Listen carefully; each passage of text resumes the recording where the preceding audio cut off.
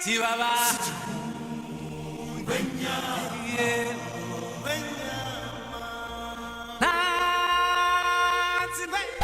Jeff, vesti di sta munizione si sta morendo Rafet. Papà, giusto ora che stai doppiando.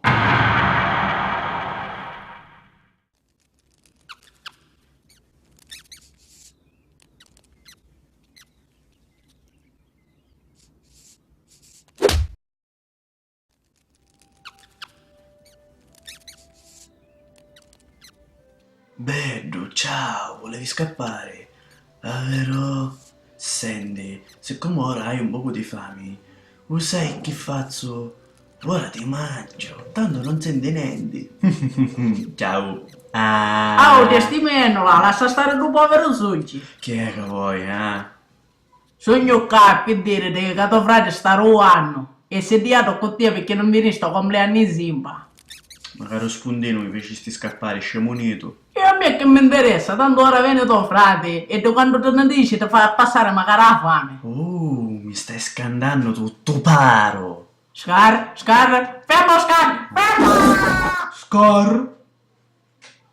Sputalo. Mufasa, potevi venire prima.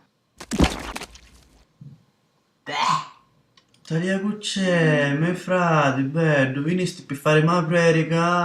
La moglie si è diata con te perché non vedi sta festa di Simba. Il compleanno di Simba?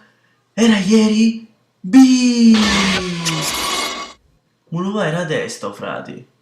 No, non dici là no queste cose. Scar, vuoi pigliare poco colore?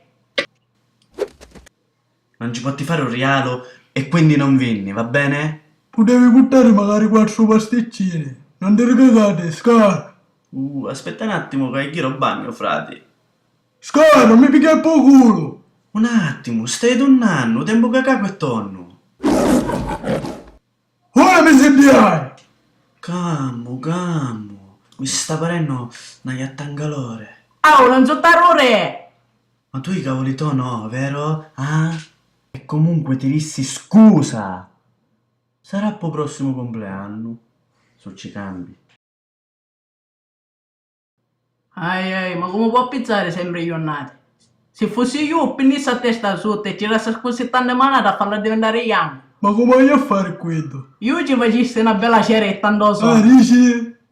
Pensaci, Mufasa, sarò sbigliatignoso e poi comincia a chittare usci. Ah,